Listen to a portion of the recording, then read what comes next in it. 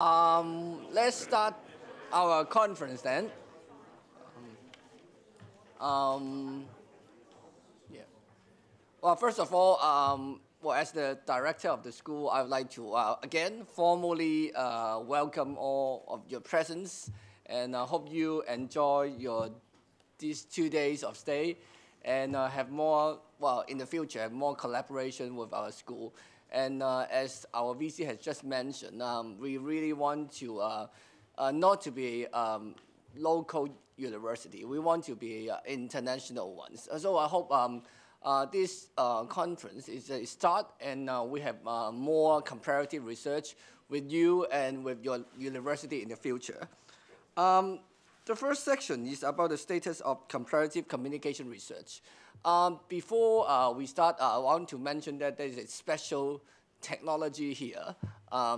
Actually, today's conference is being live streamed on the internet, so you can actually use your mobile phone, not now maybe, to watch yourself and watch others later today, or even when you are not around, in case you are outside, then you can still with us. And we are actually not just using this technology for conference. We are like teaching students to do live reporting using the highest and newest technology available in Hong Kong. And then I hope later you can, when you are in the afternoon, when you are coming to your school, you can take a look at our school environment and our equipment. I'm more than happy to show you around. Okay, let's start. The first presenter is Professor Clement So.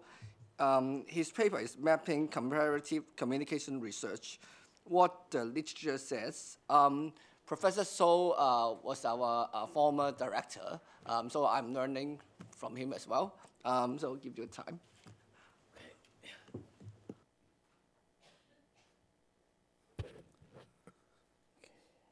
Thank you, and good morning, everyone. I have a lot to say today, so I will be very quick in flipping through this the PowerPoint.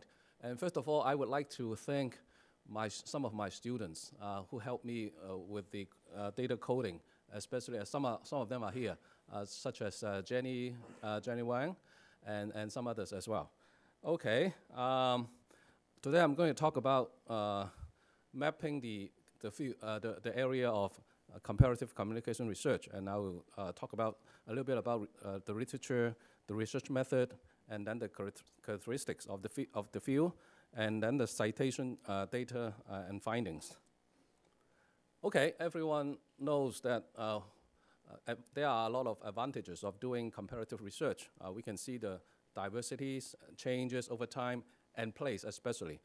We can compare various factors in the process, and then we can be able to build theories along the way. But of course, it is desirable, but not easy to do due to time and manpower constraints. As mentioned by Joseph earlier, we have seen a rising trend of this type of research in the past 10 years. But this kind of research is not a traditional area, not like mass communication, not like political communication. It is more like a research method or an orientation. It's not well defined. It's so broad in scope. I would like to use a metaphor by Wilbur Rams some years ago. It's like an oasis in a desert. People come and go. Sometimes they do some comparative studies, and then they leave. But there are some dedicated researchers staying in this area, and they work within their own area of interest, but some try to take stock of the trade. But as I try to look at the literature, not many large-scale empirical studies have been done, and so I try to make this effort for this conference. I like to map the field, the landscape of the field, and see its various components like authors, journals, areas, work, research method, etc., and try to identify if there is any network among the more active scholars. Okay, I'm happy to cite Professor Alex Edelstein, he was a visiting scholar in our school back in the early 1980s when I was, and I and Joseph were graduate students at that time. He wrote probably the first comprehensive book about comparative communication research, but actually it was more about international communication and comparison across countries only. And then, of course, other scholars like Hanno Hart, Ellie Lester Massman, they talked about this kind of research from a more cultural and critical approach. And then some other more contemporary authors like Sonia Livingstone, she talked about epistemological debates and challenges. And of course, Essa and Hanish, we are very happy to have Thomas here. They talked about practical difficulties in doing this kind of research and different models of doing it. And then the book, Handbook of Comparative Communication Research, I relied very much heavily on it as my first data source. The book talked about rationales for doing this kind of research, review many fields within this research tradition and methodological issues. And some others, I would not mention them, everyone, but you can see the number of scholars having done good research in comparative communication. Okay, my research method, I use basically quantitative content analysis and citation analysis. There are 3 data sources, the handbook I just mentioned, as well as 56 documents from the SSCI, and then 59 documents from the Google Scholar. In total, I have 147 documents as my database. It consists of 94 journal articles, 43 book chapters, and 10 other types of publications. I try to look at the time period of publication, who are the active scholars and their affiliations, journals, research methods, types of media studied, countries especially, and what type of comparison they actually made. This is the time period. You can see more than half of the studies were done in the past 5-10 years. In fact, I have a more exact figure. 56% were done in the past 5 years. It's really a very phenomenal growth in this area. The people and the affiliation, you can look at the paper in some detail, but you can see these are the more active scholars in comparative communication research. There are, in total, I have identified 22 more active scholars in this area. Most of them are from the US or Europe, some from universities like Zurich, Munich, Amsterdam, etc., and some, of course, from the US as well, like Minnesota, Indiana, Oklahoma.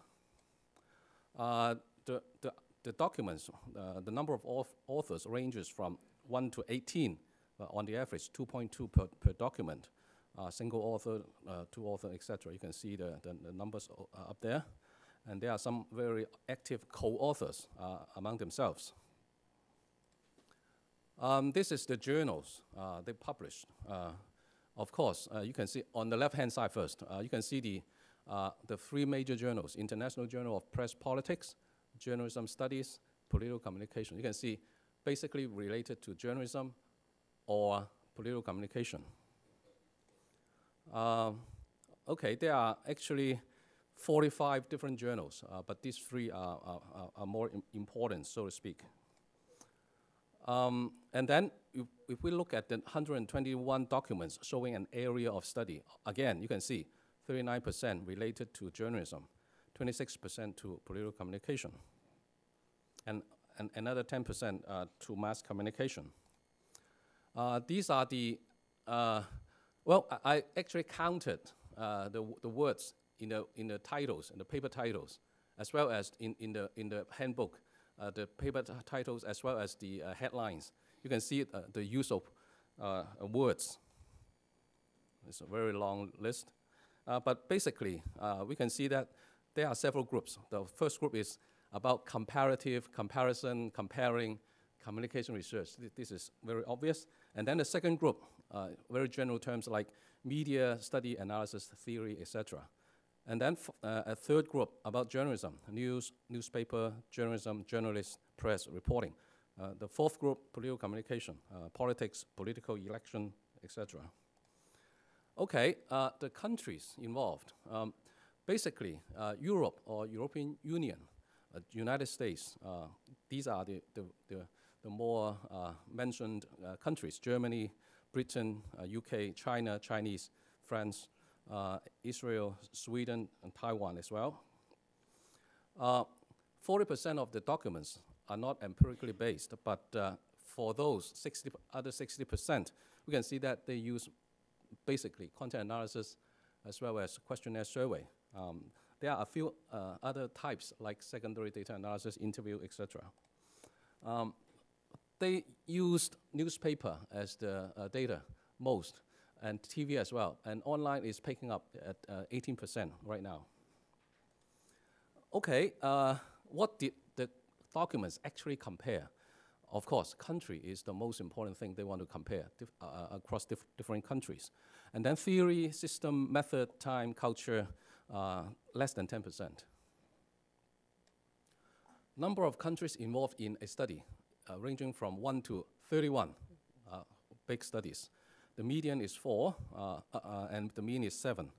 The top countries mentioned are doing this kind of research: Germany, probably due to Thomas, and UK, US, and France. These are the top 4 countries. Of course, there are others. Just don't want to mention each of them. And then outside of Europe, China, Australia, Russia, Brazil, Chile, and Mexico. Among the 85 empirical studies, most of them were done in the European countries, 68 and 45 in the US. So EU is the hub of really comparative communication research, of course, and the US as well. A few studies comparing China and the US. And then 8 studies I found are truly international, involving countries from different continents, not just US and North America and Europe. Okay, I analyzed the actual citations of these 147 documents. I have 8,300 citations in total. Who did they cite? Is there any co-citation network? Which are the more cited documents? These are the few questions I want to answer. You can see on the right-hand side, you can see basically journal articles, 37%, and book, 39%. These are and then book chapters, 15%. These are the types of publications in the citations. Books have the largest share of publications, and then single author publications, 57%, somewhat higher than the 147 documents I just mentioned. You can see on the right-hand side, you can see the citation received. It's more even in a sense that most of the citations received were published in the 2005 and 2009, the period, and then also 2004.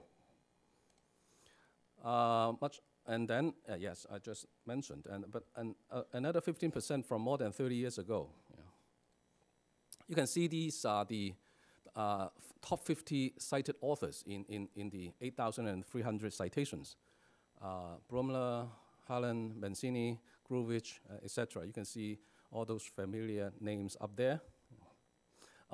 And citations, self-citations were excluded, I have to say, yeah. And more.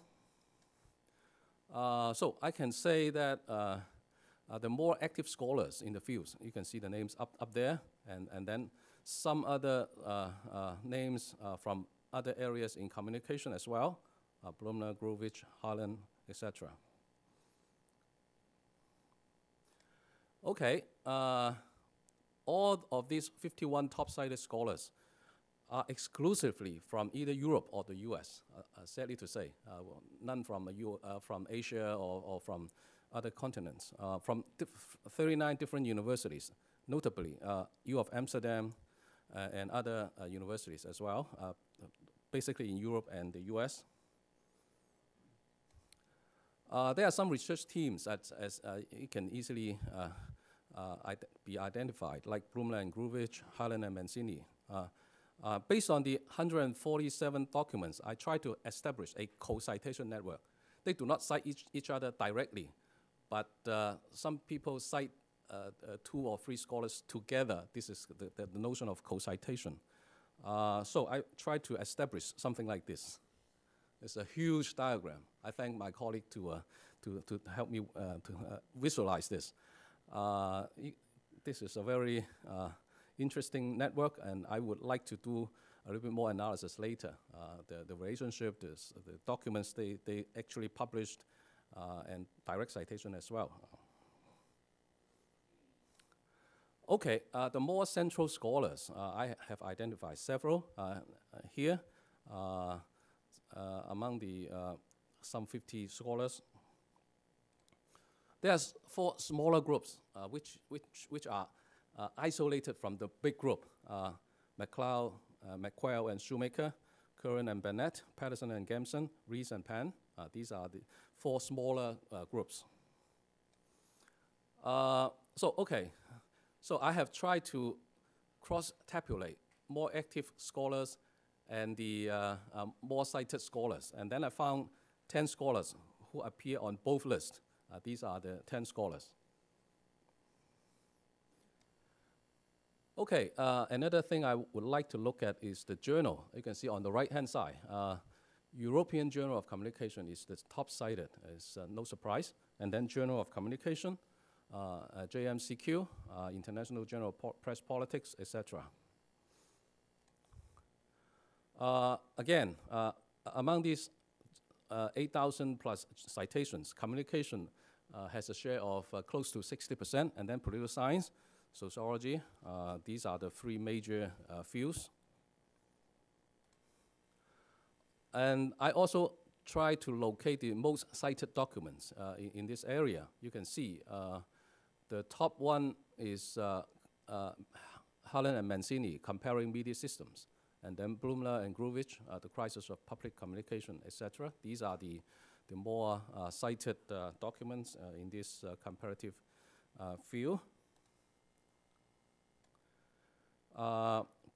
And among these 53 documents, 25 of them are books, journal articles 18, book chapters 10. And of course, we can see some are focused primarily on comparative research itself, and some are about political communication.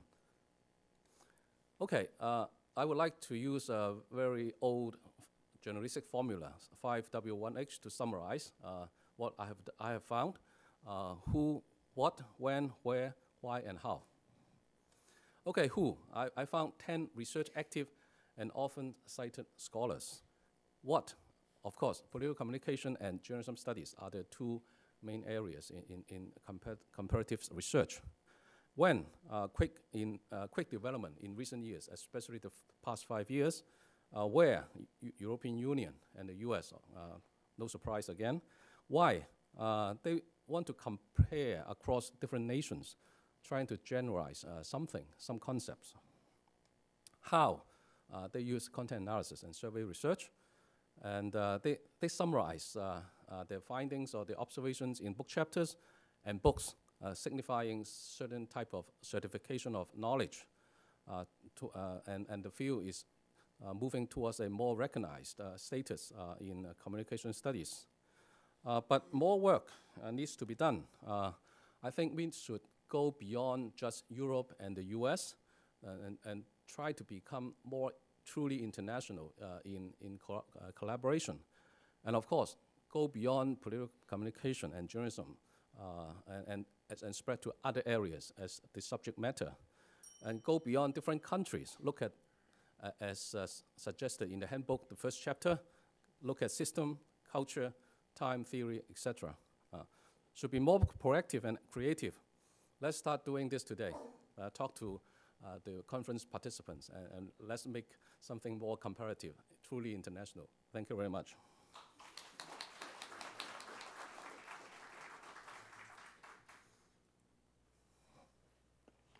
Thank you, Professor. So I hope that our names will be on your research later.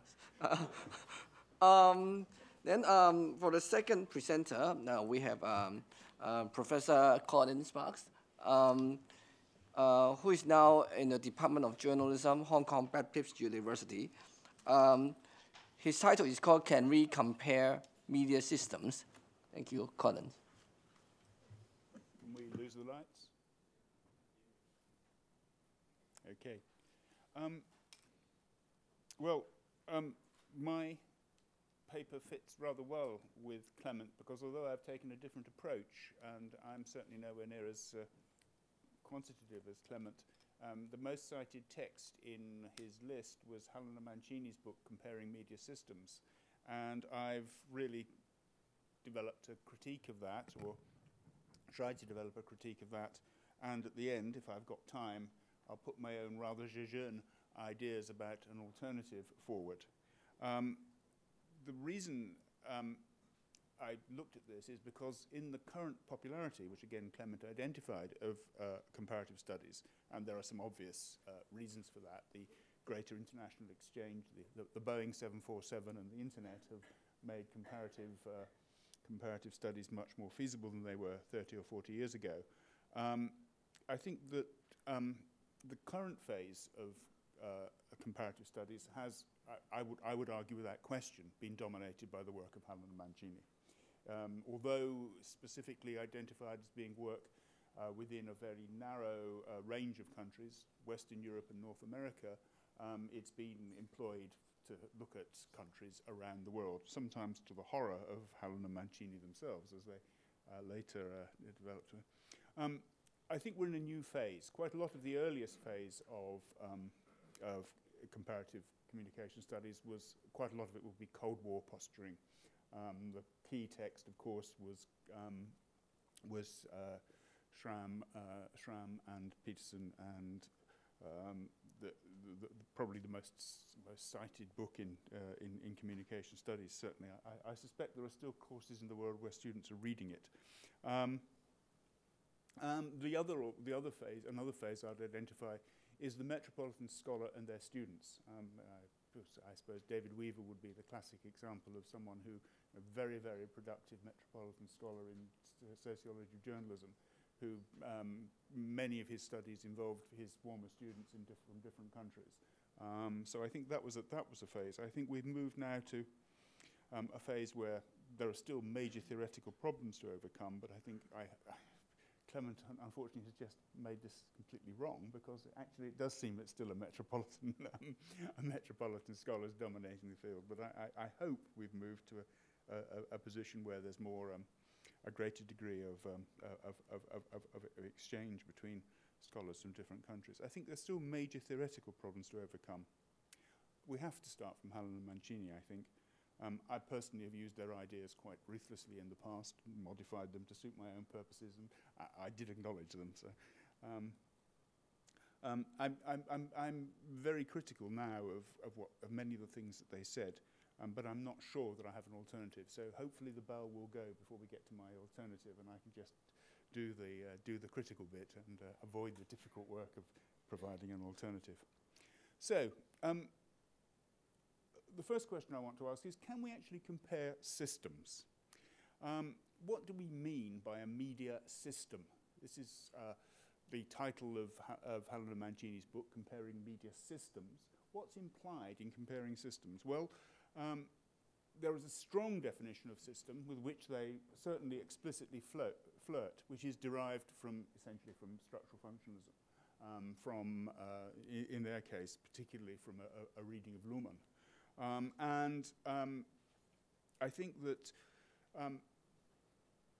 many of their central categories, particularly functional differentiation, derive very, very clearly from that tradition.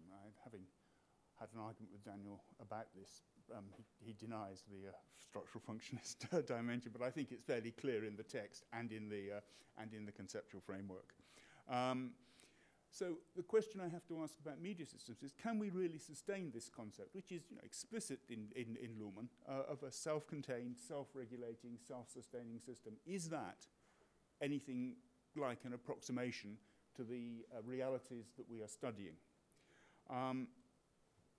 Many of the critics of Helena Mancini have noted that, look, he includes the UK in the liberal system, and there are actually, there's a free market press and a state-dominated television system. This doesn't look like a system. It looks like a botch. Maybe if you looked at, let's say, the US, where you'd say this is basically a free market system, very light regulatory touch, and so on. This extends across television and press. You might say that was a system. If you looked at China with a hierarchical system of media organizations responsible to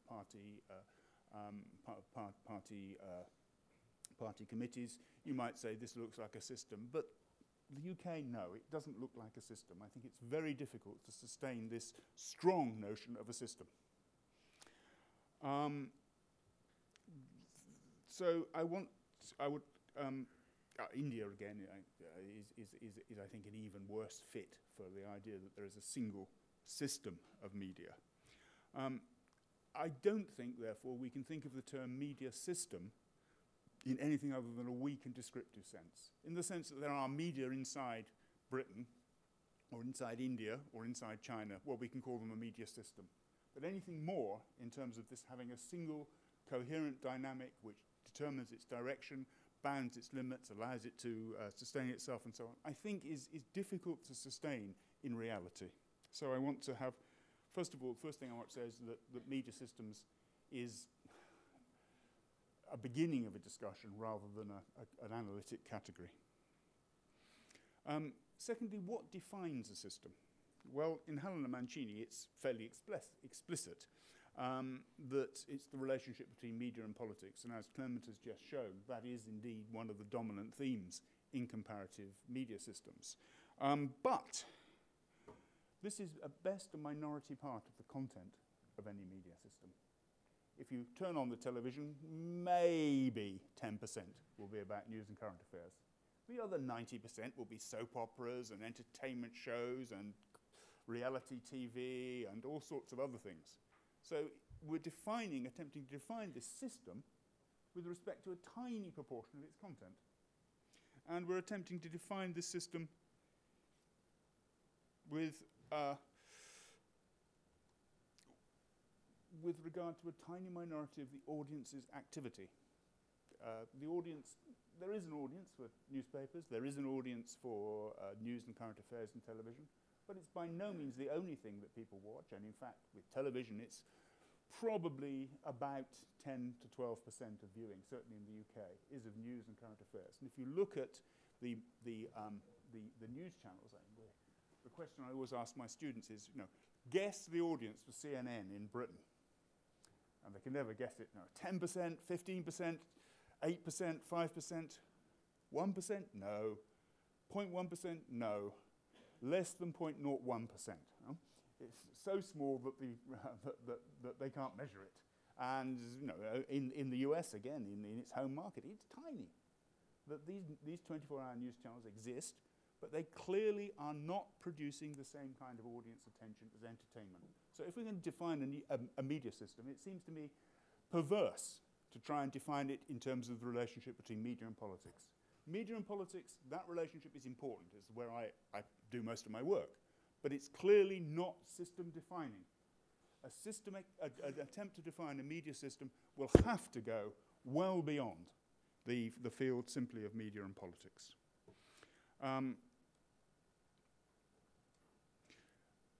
So any meaningful account of media system needs to do more than talk about how free the media are, whether journalists are members of political parties, how they've covered election campaigns, and so on. That's important, but it's not a defining characteristic of a media system. Even in China, actually, I would argue. I think that there's a lot more to be said about the Chinese media than the work of the Central Propaganda Department. How useful are the four categories that Helena Mancini use? Well, first of all, professionalism, which I think is the central category. I think this tends to obscure power relations inside media organizations. That professionalism can have two sides, in my view. It can It can be either a mechanism of control, Solowski years ago explored that sort of question, or it can be a mechanism of the defense of independence. I think that simply to use professionalism as a single differential obscures power relations. And I don't see any clear link between professional organizations and practical autonomy. Professional organizations in the US media system are, relatively speaking, weak. Professional autonomy, or at least the self-conception of professional autonomy in the US system, is very strong. So I don't see a clear relationship between the existence of professional organizations and the degree of professional autonomy. Political parallelism, their second major category. I think this can conceal a deeper alignment with the dominant order. You can have a situation where there is a very limited degree of political alignment, political parallelism, but at the same time a quite close alignment with the dominant order. The example which I suppose one would use is the US press and foreign policy, or in the British case, the extent to which during the 2003 invasion of Iraq, newspapers across the spectrum were aligned with the dominant order. The third one, the question of the mass press, I think the evidence they present is subject to a variety of interpretations. They have a number of categories, which I think can be the figures they present, I think, can be reformulated in a number of ways, and I have done so in the paper if you're interested. And lastly, the role of the state, which is the most weakly theorized of these categories.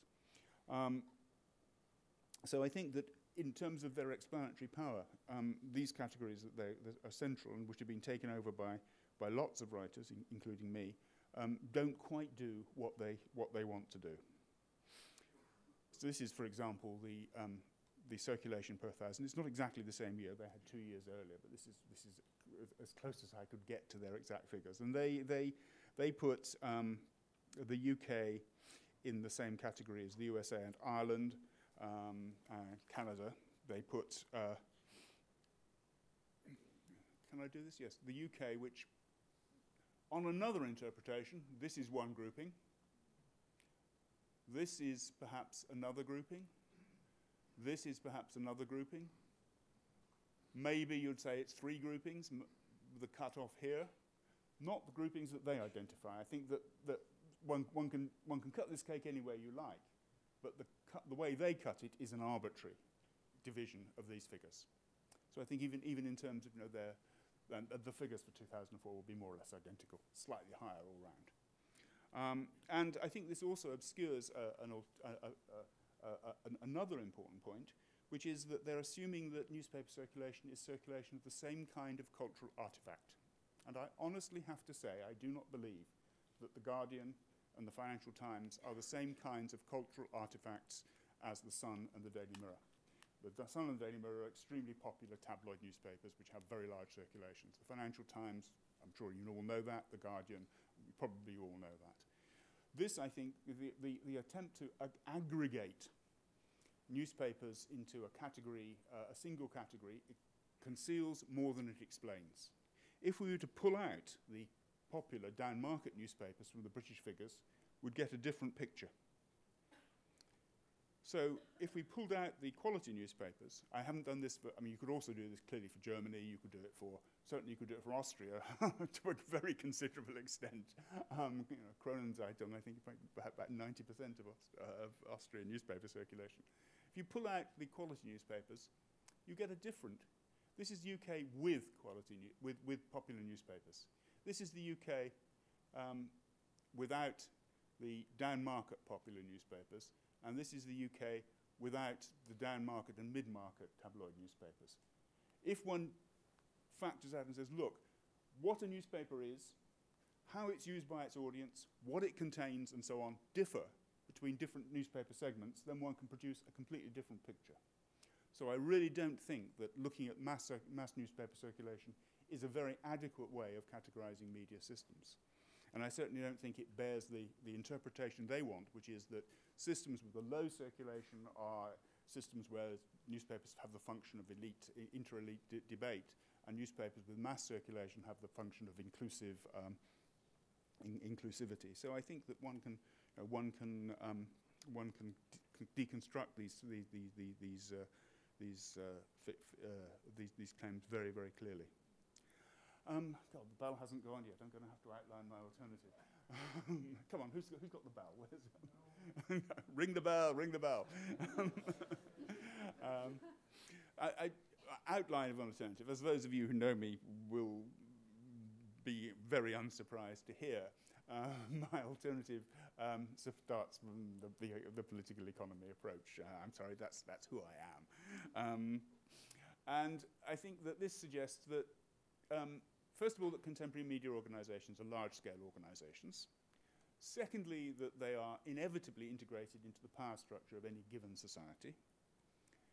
Thirdly, that integration can be political, as in, for example, China, economic, as in the USA, a combination of both, as in the UK, or whatever. But there's not a clear opposition between integration into the economic system and integration into the political system, which operates with regard, which is the opposition which Helen and Mancini are operating with. I think therefore, the question is one of analysing the nature of the relationship with those two kinds of social power. Or perhaps more accurately saying, to what extent are they integral parts of that? There are often different balances between power centres. So, for example, in, say, Japan, the state is relatively more powerful than in the US. In the US, the economic structure is more of a dominant feature. In China, the political is more of a dominant feature. But I don't think we can pose the two as being alternatives. And there are different degrees of integration between the power centres. So, for example, in the USA, there's a relative disarticulation. Economic power, media power, political power are not closely fused. Obviously, in China, they're very, very closely fused. So there can be a range of different degrees of integration. This account doesn't deal with the alternative media, which I think are interesting alternatives. So if we try this sort of political economy analysis,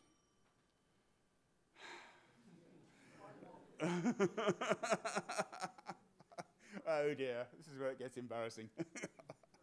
So let's set up an opposition between media that are fully embedded in a political structure and media that are disembedded from the political structure. So we have a spectrum along here, and we have non-marketized media and marketized media. So this is the axis of integration into political power, and this is the axis of integration into economic power. And we could, in principle at least, place, say, British broadcasting here, partly non-marketized, the BBC depends on a tax, partly marketized, the press depends almost entirely on, commercial television depends entirely on the market. BBC, is it, how integrated into power is it? British press, much closer to the political structure and much closer to the market structure. US broadcasting, on the other hand, further away from the political structure, closer to the market structure. And there are regulations which prevent the free market operating in US television. US press, perhaps quite integrated into the market and quite disembedded from the political structure. So what we begin to get is a picture not of media systems, but of the positioning of different elements of the media system. Now, I haven't gone to the lengths of talking about magazines and radio and so on. I'm sorry, this is a Chinese press and broadcasting, very fully embedded in the political structure and actually quite oriented towards the market in significant sectors. Hong Kong, closer to the market and further away from political power. So we've got different positionings, and we could, in principle, I think, then say, well, okay, this is the area in which the British media operate. British press, British broadcasting can be drawn into a grouping which contrasts with, for example, US press and broadcasting. So here we're beginning to say, well, these are different ways of organizing the media. They have within them internal differentiation, but they're clearly different, and the Chinese, again, would be there. So we would, I think, begin to have a more complex notion of, I suppose, media systems as being fuzzier, less clearly defined, more ambivalent, but nevertheless still distinct. It occurred to me this morning when I was thinking about this, actually, that I can stop here. That actually what you might find here, actually, is that you could break from the notorious methodological nationalism. That actually you could say, well, broadcasting has common features across countries, which are more important than the common features within countries. That the distance between British broadcasting and US broadcasting is smaller, if you like, than the difference between US broadcasting and the US press. Now, these, of course, are empirical questions. This could be operationalized. You could conduct statistical analyses which would allow you to establish this. I haven't done it, but I think that in principle one could. Alternative media, I think, would be down here somewhere. I think we could. I think I should stop. We've had the 2 minutes. If you want to find out what I had to say, I've got another diagram. This is British broadcasting, saying that this itself can be further deconstructed to construct this. I believe they call it a centroid, don't they? Somewhere about here. So I think that this could be quite a powerful and operationalizable way of doing it. But this is very much very, very sketchy. I'll stop there.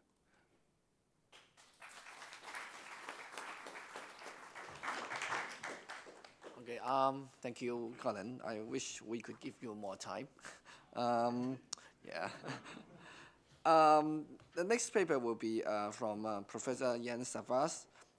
He's the chair professor and head from the Department of Media and Communication, City University of Hong Kong. His paper is called The Unbearable Lightness of Communication Research. Thank you. Thank you, and let me start by congratulating the school for its 50th anniversary. It's quite an achievement. We at CityU celebrated the 30th anniversary of our university, and so we are still young by your standards. But as I've mentioned a couple of times in the past, it's important for us to compete among ourselves in the space which is called Hong Kong, but it's also important to speak with one voice, or at least collaborate and present ourselves to the outside world as a Hong Kong-based research environment. And I think we are making good moves in that direction. Now, contrary to the two previous presenters, I'm going to address this issue in a slightly different way. And that has to do with me, myself, my own background, my field. And I thought of adding what is, of course, also part of communication discipline, and that's the policy dimension to our discussions. But you may have looked a bit surprised when you saw that title which I submitted some time ago, The Unbearable Lightness of Communication Research. And maybe a bit of explanation as far as that title is concerned, not so much the subtitle, which is going to be the main bulk of my presentation. But over the years I've continued communicating and discussing issues related to communication research with somebody who I can't call my friend, but my mentor. That's Jim Anderson, the former ICA president, who's currently at the University of Utah. And over the years, we exchanged sometimes scientific evidence, articles, but sometimes also cynical notes. And as a result of that kind of engagement, we reached something like a preliminary conclusion about what our field is about. And Some of it is based on empirical research, some of it is just our own opinion and argumentation. But we identified what we call 6 deficiencies in communication research. And here they are: no set of disciplinary problems, following the dead-end trail of cognitivism, continuing using methods which are pretty old by today's standards, fail to return something of value to society, not interdisciplinary enough, and no clinical practice. And to turn it completely into a joke, we also thought that today we are congratulating ourselves too often for being so great. And that isn't a proper academic position to take, I would say. If this is more than a joke, then you'll see here a couple of conclusions which are the result of the more empirical part of our discussions. And these are derived from, like in Clement So's case, some comparative analysis of, for instance, the 60 years of the six most important US communication journals in our field. I did something similar, and it's still ongoing with regard to European communication research. So here again, speculations. What has changed over the time is basically the discursive form of the article. We have become better in structuring our articles, in bringing in the right references, following the same kind of hypothesis testing, literature review, etc. But content-based, there's not much which we can claim to be have changed, so to speak. 80% of what is taught as current theory will not be relevant in 7 years. Only 30% will be mentioned. Again, that's based on those 60 years of communication journals in especially the US context, where you'll see things going back and forth. And basically it's based on school formations of a professor who develops a theory. Then his PhD students or her PhD students need to test it further, and then it lasts maybe 1 or 2 generations, and then it's again over and looking for another theory. Measurement development is stagnant, as I already mentioned. The discipline has changed technology. Empirical theory is directed towards smaller and even more smaller proportions and difficult to define properly theories. So that's not a very positive outcome, and we don't make the claim that this is already set in stone. We are continuing this discussion, and we welcome everybody to join in. There are going to be sessions at the ICA conference next June, and hopefully also at the IMCR conference in Montreal in July, where we will have a group of people discussing this further, and I hope you all understand that this is an important discussion to have. Now, for today's focus, I want to bring it down to my own field, and that's communication for social change, or communication for development and social change, or DEFCOM as it used to be in the past. And I would rather focus on the 3 of the 4 deficiencies identified earlier. What are the norms and values? What is so interdisciplinary about our field? And what is the added value to society? Now, again, I'll skip a lot of things, but we can always come back to some if there is a real need. And in the paper itself, I've also elaborated on, I'll elaborate on other parts which I will not mention now. But one thing I wanted to bring to our attention, and that's also partly based on meta-theoretical analysis, not only done by ourselves, but by people like Fair and Shah and Ogan, and I forget a couple of them. They have, for the more narrowly defined field of development communication or communication for social change, surveyed the field in similar ways as Clement did. And although it's a bit arbitrary to put it down into 3 periods, that has to do with the way the research design and the time periods were defined or used. But we come up with 3 periods which slightly overlap or correspond with the 3 what we call paradigms in our field, modernization, dependency, and multiplicity, or anything which is newer than dependency and modernization. And then you can see some relevance in putting it down in these 3 periods.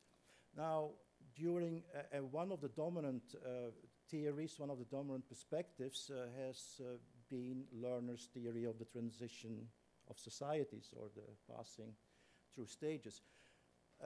That one completely disappeared during the middle period, the 87-96 period. It was no longer considered to be valid, but it has reappeared afterwards again, and that means that it's now again being seriously considered. Together with Lerner's model, we can also say that the diffusion of innovations, Rogers' approach, has also had its ups and downs, and again during the middle period it was not so fashionable as it was in the early period and as it is nowadays again. And nowadays the explanation obviously has to do with technological developments and the fact that we are all looking for what Christina Owen calls the Holy Grail in communication science. So one thing we can say is that many of the assumptions on which the modernization paradigm is based, they still do linger on and continue to affect the discussion on policy and planning making, both in theoretical as well as in applied ways. And one quote to give that some substance is from one of those meta-theoretical researches published in Gazette, by the way, where she, with her students, says that, yeah, technological deterministic approaches are again en vogue, and that's not only because that's now determined by technological newness in our field, but also in other fields, these old-fashioned or the critiques on diffusionistic approaches, they have become revived and are again being exercised and tested, while we, at least some of us, realize that for the past 30 years we have in research and in other kind of exercises and conferences like these, concluded that that's not the most viable way forward for our field, or at least not if you're interested in newer approaches, that is. Okay, in second point which I want to make is we in our field should also pay attention to the value it brings to society, and what is the relevance of all of this for social change. If we want to contribute as intellectuals to these aspects we continue to be citizens in, then we should also link that to our research agenda and our research activities. So for that purpose we identified the wholeness of communication and social change through 5 or 4 ways of classifying it, and here we'll have the 5 categorizations we tend to use in our research. Another way of doing it would probably be to link it to the more socio-psychological questions, which are pretty much established in behavioral change communication. That is, approaches that attempt to change attitudes, raise awareness, and a lot of research goes into that dimension. How has the awareness in a certain population been increased through the media or through communication? Then behavioral change, of course, is the logical next step in a causal linear relationship. You need to create awareness, you need to inform people, and then eventually people will change their attitude and their behavior. Advocacy approaches, they have a slightly different thing to it because they also add the political and policy dimension. And then lastly, the more sustainable approaches. Now, if you want to quantify it, which we haven't done yet, I would dare to make the argument that most of what is happening in communication research is related to the first two categorizations, behavioral change communication and mass communication. But the argument which we need to add to this is much of what is the outcome of this sustainable, or does it contribute to sustainability? And then the answer is probably reluctantly no. So much for value to society. If we really want to add something which might be value, then we need to contextualize it. Then we need to put it in a framework, and then we need to integrate it with other disciplines and question these things from all these different perspectives, I would argue. Now, a next step I want to make is, how does that play out in the policy environment or the professional environment? And in other words, what's the gap between theory and practice and between academics and their field? And again, in the paper, I elaborate on a number of these things, and I come up with some nice quotes and conclusions. But here, in a nutshell, on the one hand, if we look at what is happening at the policy level, although there is a lot of lip service paid to the newer approaches, participatory approaches, bottom-up approaches, in reality, policy decision makers, professionals, they are still looking for a more traditional approach. So, and they call it, in an enlightened but not very academic way, participatory diffusion these days, which is by my standards a contradiction in terms, but they are not always that interested in theory, so too bad.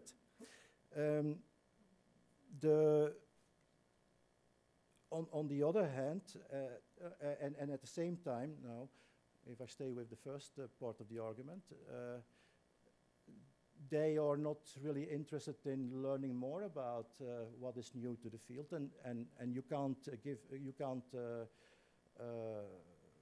forgive them for the fact that they may not have the time to dig into all the academic research available, but even their own research, commissioned or contracted, is not always taken into account when they come up with their conclusions. And one very interesting document, and a set of documents in that regard, are documents related to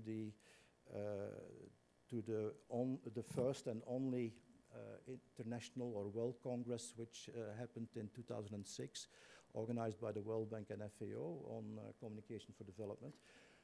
One of the documents related to that conference clearly points out that most of what communication research has contributed to the field is not very interesting from the perspective of the practicality or the sustainability of what the communication can contribute. It doesn't mean to say that there is no contribution to be made, but we normally tend to apply the wrong kind of approaches, or we jump on the conclusions which are, as I already mentioned, very technological as the first way to address those. Let me just, by way of example, use one example from the field of health communication, and that's one of the best and most developed subfields in our field. This research was published in the Asian Journal of Communication, a longitudinal study on HIV/AIDS knowledge and behavioral change in North India. The conclusion was fourfold. The results showed that the individuals who were exposed to the campaigns were more likely to be aware of sexually transmitted infections. They knew about the sexual routes of HIV transmission. They had fewer misconceptions about HIV transmission, and they talked to others about all the implications. However, and as a conclusion, the impact of the campaign was limited with regard to changing condom use behaviors. So even after 10 years of studying this, there was no real impact on the behavior and the social change situation. On the other hand, the second part of my argument is we may think as academics that we are still ahead of the field and that as a result we know better than they, those practitioners, what this is all about. And again, let's not fool ourselves. Sometimes the field is more ahead of us than we think we are. And I have in the paper again used an example from UNDP, where they clearly come up with much more sophisticated ways of analyzing the current state of mobile telephony in the world, the way it's being applied, the way it's being used, while we are still very much in the discussion about access and participation, digital divide, net neutrality, etc. That, of course, is important in itself, but it's not the whole story, or it cannot explain the complexity of what today is going on.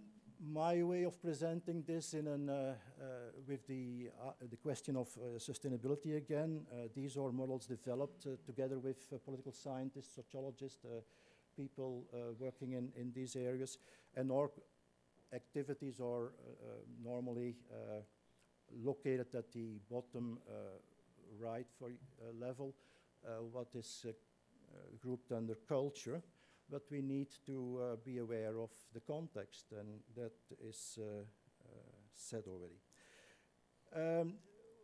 One last step I want to make is how does this our field relate to other disciplines in our area, and that applies not only other disciplines like sociology, psychology, political science, etc., or anthropology, but also sub-disciplines in our own communication research field. And here I've listed, and this is going to be published in communication theory soon, non-thematic sub-disciplines and thematic sub-disciplines, which are working and collaborating and paying some attention to what we try to argue from a more communication for social change perspective. Health communication, once again, is the most dominant one in this field, but the two sub-disciplines which could be easily integrated in discussions we have are the sub-disciplines of intercultural communication and political communication, and it's very unsatisfying to notice that these sub-disciplines are absent in our discussions. So lastly, what is the future, or what could I contribute to the future? I've already mentioned the issue of political communication and intercultural communication. I think we need to realize that these issues are wicked or complex issues. We cannot really suffice to stick to linearity, causal relationships. We need to put it in a more complex context. And with regard to the discussion on comparative national media systems, I think we need to go beyond national levels of comparative analysis. And there are also theoretical good reasons for it. Let's remind ourselves of the famous statement by John Thompson. These days, all kind of things are globally diffused, but locally appropriated. So you need to at least understand the interaction between global and local, rather than continue comparing things at national levels. Okay, let me stop here. And thank you for your interest. If you want to read more about this, this is the book which everybody should read, according to Cees Hamelink. And these are other two books available. Thank you.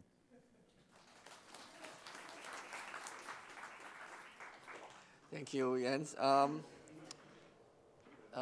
Well, then our next presenter is Cees Hamelink, Professor of Human Rights and Public Health, Faculty of Earth and Life Science from VU University Amsterdam, the Netherlands. His title is What is There to Compare? Thank you. And I really have no idea. I was here 40 years ago at this university, at this school. and I have no idea what I talked about. But probably coming from the field of philosophy, it was theory. And probably I'm going to talk about it again today. Because one of the things that really intrigues me in the thematic title of this conference is the reference to theoretical advancements. Seems to me you can only make theoretical advancements if you have theory. And that's one of the major problems of our field. We don't have theory. We never had, and it's questionable whether we ever will have. We have, in the summary of Dennis McQuell, when he sums up in his mass communication theory our field, he says what we have amounts to empirical generalizations based on a disparate set of observations which are not representative for our field. So much for theory. I think the problem why we don't make a lot of advancement in this field, and why we may lack theory, is beginning with two wrong assumptions about science. First of all, the idea is that science has to deliver evidence, and that science has to give answers. Both are not very appropriate for doing science. Science doesn't deal with evidence. Science only deals with professional approximations. And the nice thing about doing science is that we try to improve our professional approximations, and we usually fail. Secondly, science is not in the business of giving answers. With regard to the real questions of human life, science is absolutely speechless. We have nothing to say. Science is about the art of asking questions. And that is, I think, what we should learn. We've asked questions over the past years, but as my predecessor in the IEMCR, the late Jim Halloran, used to say, if you ask silly questions, you get bloody silly answers. And he thought that most of the questions that we asked in the communications field were indeed silly questions. And I tend to agree with him. Most of these questions are silly questions because we seem to be haunted by the causality obsessions. Whatever we do, we are forever. And that's not only in the communication field. It is even worse in the medical field. We are desperately in search of how A can cause B. And of course, we all know, I mean, that's good for scientific popularity, and it's good for research funding if you can establish a causal relationship. Wouldn't it be wonderful if you could write an article in a peer-reviewed, scientifically indexed journal on the causal relationship between watching television and getting cancer? It would probably get you the Nobel Prize. But of course, it would be utter rubbish in a world where there's always multiple causalities and where never any single factor can be just identified. And the danger of the causality obsession is that it leads us down the road of reductionism and determinism. Very comforting in the psychological sense, but of course, not a good source for reliable knowledge. And anyway, reductionism and determinism and the causality obsession are good for a world in which high-speed science seems to be the rule. But science doesn't work on high speed. Science needs slow thinking. Science needs enormous patience, an irritating level of patience. Probably the most important obstacle to making any theoretical advancement is that in our field, in many parts of the world, we became a monodiscipline. At the same time that in most other fields, one began to discover that we could only understand the complexity of the world by multidisciplinarity, interdisciplinarity, and even better, transdisciplinarity. And at that very moment, we began to train specialists in communication at the moment when we really need generalists. Now that communication is so integrated in social, political, economic systems, we don't have much use for specialists. And we need to realize that disciplines are tremendously artificial constructions. There was never any intellectual consideration at the basis of constructing disciplines like psychology, sociology, political science, and anthropology. Historically, they were always answers to social developments. Anthropology was an answer to colonialism. Economics was an answer to capitalism. So we need also to think critically about communication as a discipline. And I actually would like to propose, let's even go beyond transdisciplinarity. Let's choose an extra-disciplinary perspective. Let's get rid of all the disciplinary boundaries, because they will not be helpful in making any theoretical advancement.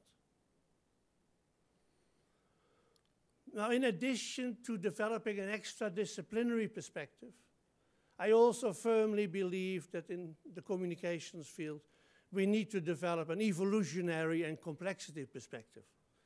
Human communication needs to be understood as a complex adaptive system in which we non-genetically and in a mimetic way try to assist the human species to adapt to its environment. And on top of that, we also need a future perspective. I'm always amazed and slightly irritated when I go to professional meetings of future studies. I meet people from biology, from physics, from psychology. I never meet communications people. Our field doesn't seem to be interested in the future. How come? Now, if you plead for these perspectives, extra-disciplinary, evolutionary, complexity, future, there seems to me one basic obstacle on the road towards these perspectives. And that's the way in which we have institutionalized universities. The way in which we organize ourselves is a major obstacle to make any theoretical advancement. And it's about time that we learn from good old Charles Darwin that the only way in which we can build sustainable institutions that have a chance to help the human species to survive and make progress are the four principles that he has taught us: cooperation, trust, diversity, and mobility.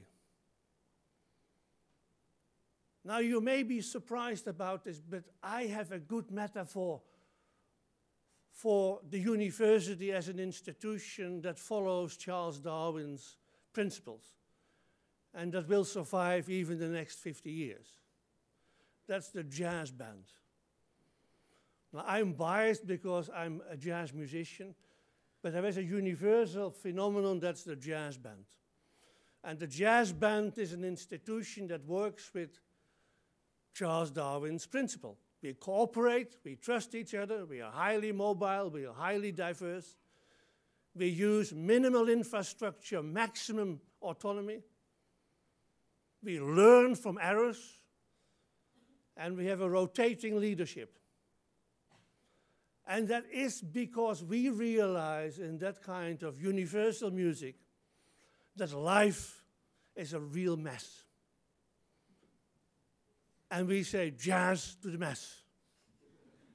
And I sincerely hope that the Chinese University of Hong Kong and its School of Journalism, where I was happy to teach 40 years ago, will sincerely say yes to the mess. Thank you.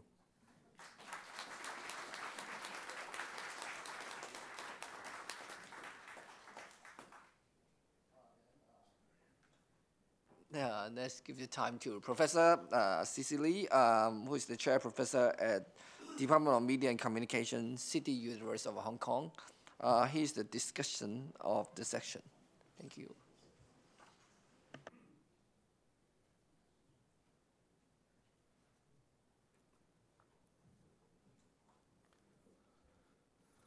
I I'm humbled by having this opportunity to discuss these excellent papers by my eminent scholars and colleagues and friends. I know I'm going to fail in my job. Who's to blame? Obvious me for my limitations. And then you can blame on the conference sponsors for not knowing my limitations. Comparative is such a nebulous concept that it is everything and nothing. So we have 4 papers that address very different topics. I can't even begin to try to synthesize them into any kinds of coherent framework. So I just going to say a few things about how I feel after reading these papers one by one. The first one is by Clement. Clement published an article in 1988 on citation analysis in core communication journals as an index of development of the field, an excellent paper. It pointed unmistakably, at least to me, a process of what Clifford Geertz called involution, characterized by greater self-absorption, isolation, internal development, and parochialism. This is even more so in the field of international communication. When E.T. de Sola-Pool and Uwe Schramm edited Handbook of Communication, published in 1973, it's a very thick anthology that ran over 1,000 pages, printed pages. 20% of that anthology were devoted to international topic. Although they're addressed from the vantage point of the Cold War needs of American foreign policy, but at least there's some sort of global landscape. The Cold War was over, right? The second generations of scholars, Charles Berger and Steve Chaffee, then edited the Handbook of Communication Science. I underline the word science is probably under communication scientism. Then there was an updated version that was published in 2010.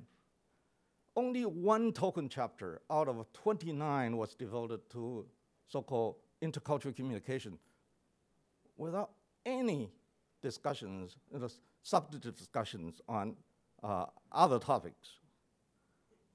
And I don't think that the United States, at least in the United States, international communications made any progress despite the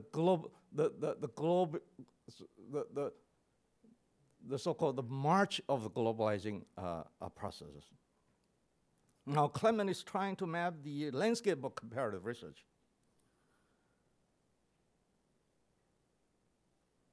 Research without making a comparison is unthinkable. The question is, what's to be compared? The outcome of the analysis, of course, hinges on the corpus of the texts. Now, some of the works that receive high citation in this analysis would ordinarily not be considered part of the comparative research. Others that are primarily comparative, Colin Sparks and John Downing, are not on the list. And why is Frank Sesser so privileged? This problem can be fixed very easily. The second problem is, what's the purpose of bean counting? Bean counting serves some heuristic purposes up to a point. Beyond that point, it becomes reification of the bureaucratic practices we all complain. That is, all ranking-driven institutions have deferred academic judgment to Reuters-Thompson. What is supposed to mean by this number of citations?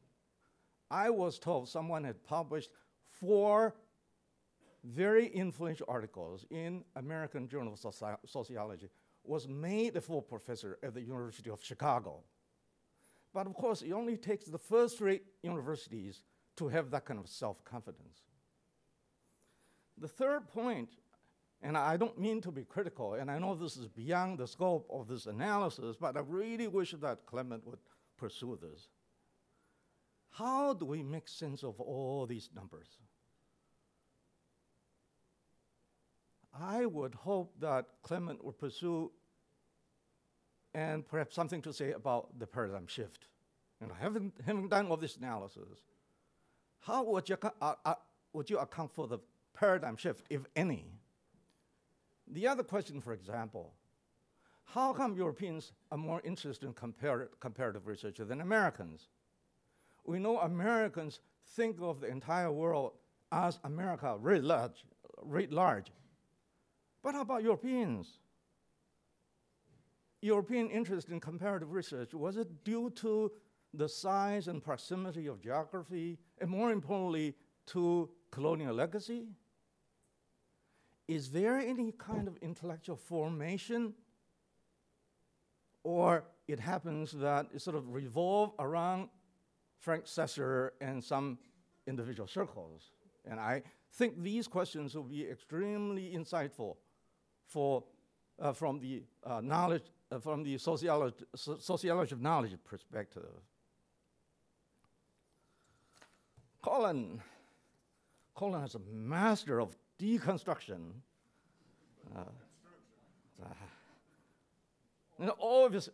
Obvious enjoy the fun of poking holes in the assumptions of what have generally been regarded as more influential works. And he does it with such admirable intellectual and rhetorical skills that you wish you could be as sophisticated on the one hand and secretly hope that he turns his torchlight away from you. Now, having previously hammered Siebert, Peterson, and Schramm, this time he bestowed the honor on Helen and Mancini. I was holding my breath while reading the paper and keep asking myself, is Colin going to take the whole thing apart? He did try very hard. But at the end of the day, I think as a fair person, Colin said he sort of this framework has certain interim utility. And by his admission, he borrowed it shamelessly and modified it ruthlessly, while arguing that you cannot take this at face value because it doesn't provide, it increasingly presenting obstacles to full understanding. I would say that all framework are by definition partial and incomplete. And I doubt any framework would provide full understanding of anything. And I must say that, so how do we resolve the problem? I think it's essential to win and to establish scholarly consensus, which is the hallmark of the paradigm, on what are considered most important, relevant, and crucial factors for comparison across national, cultural, and any other kind of borders.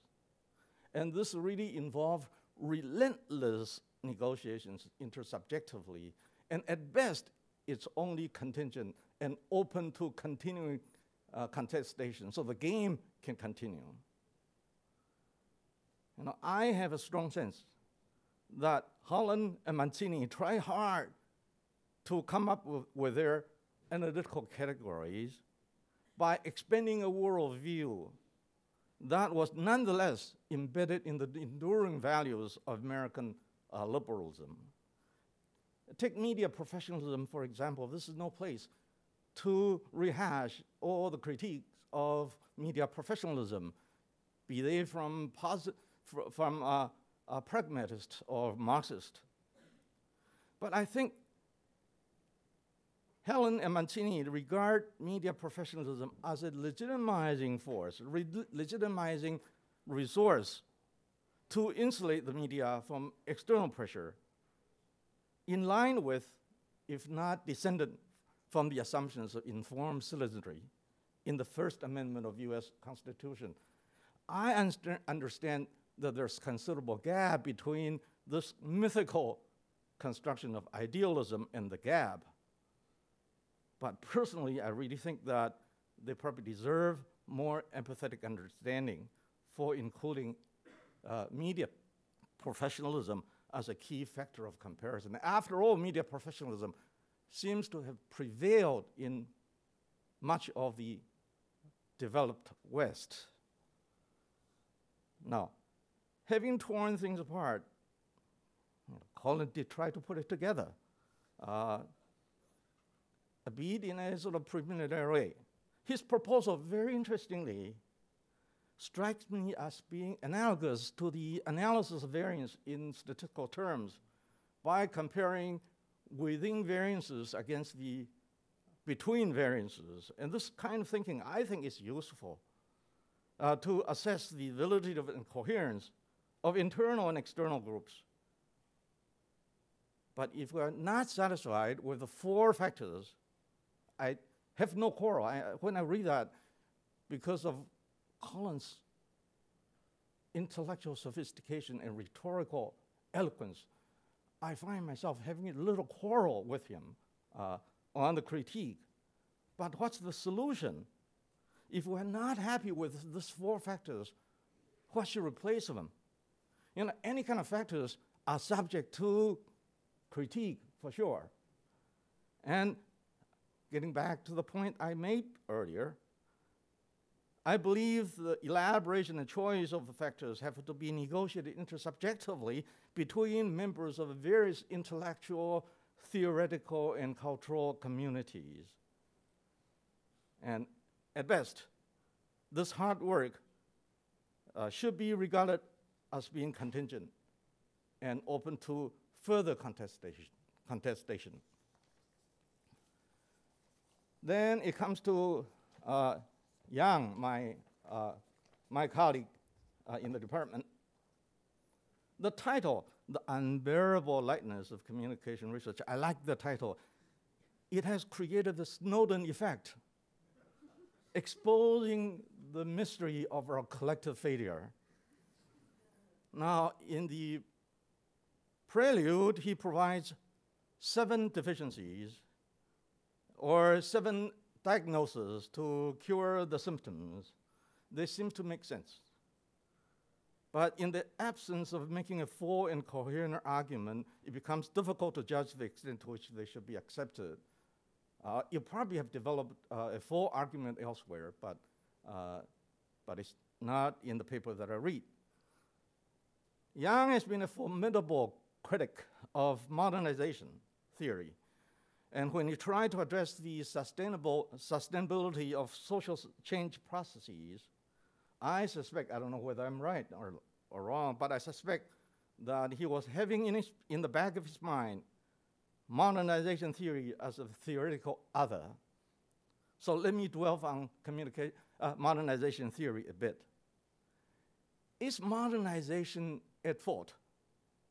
If so, we have to rethink alternative pathways to the development of human societies and civilizations.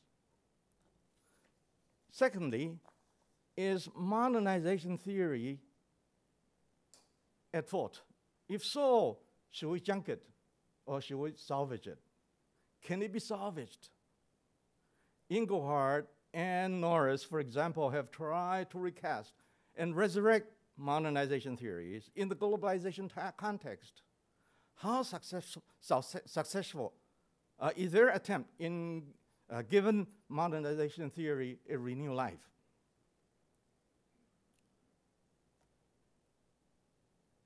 I think Yang probably wants to repudiate modernization theory in its entirety. If so, what's the alternative? And he concludes that I quote, in its drive for relevance and impact, issues related to complexity, hybridity of cultures, postmodernity, multiculturalism, sustainability, transdisciplinarity, and leadership and training participation are being addressed instead of previous concern with modernization, synchronization, and cultural imperialism. And this is a tall order of things consisting of a stream of big terms. And however, a case has yet to be made, at least in this paper, to justify why there should be a viable alternative to the previous school that had led to the unbearable lightness of the field. Now, more important, juxtaposing these terms does not constitute a perspective. And I would hope that, or perhaps you can direct me to your other writing. But if not, I hope that your next project will be to develop a follow perspective with these terms as the building blocks. Lastly, we have the most eloquent speaker from Professor Hamlick. And I did not have the privilege of reading his papers. I believe there's probably no paper. I did not have the privilege of reading his paper in advance. So I should really refrain myself from saying anything for fear of making a fool for myself. But I do have a thought about this. I mean, we should get rid of all the disciplines, but with philosophers as the king. And then we turn the School of Journalism and Communication at the Chinese U into School of Journalism, Mass Communication, and Jazz Band. Thank you.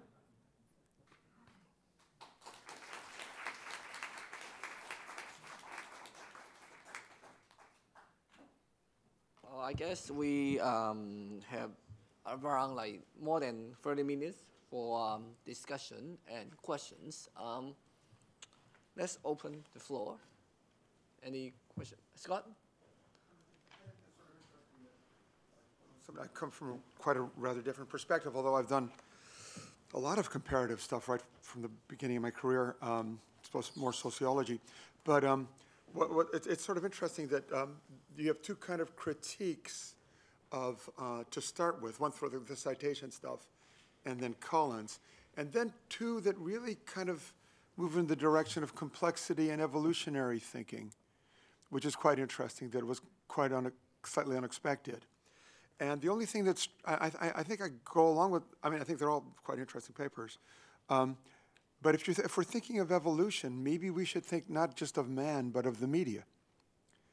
And think of the media and its environment, yeah? And think of media systems, again to Colin, as empirically more or less systemic. Empirically, they can be more or less systemic, but maybe just as much. I mean, it's interesting how comparative research, when I started my PhD, French and American workers or whatever, all the comparative methods was in political science. Political science, even Jaworski and Toon, who you guys use, hugely highly cited. Political scientist Adam Jaworski, who was in Beijing but in other places. So I think what's sort of interesting is, one, is it more or less systemic? Secondly, why should it be politics? If it's more systemic, maybe it is computing, and maybe it's technology that integrates and makes more systemic. Who knows? Media systems. A number of people would say that. And then finally, maybe if we look at media ecology, which I guess is an old thing and a new thing, we should be looking at also the ecology of the media, and not just the ecology of humans, because the media have their own ecology, right? Including various media systems that are more or less integrated, and humans maybe themselves are part of the ecology, and politics are maybe part of the ecology of the media. But they're really good, interesting papers.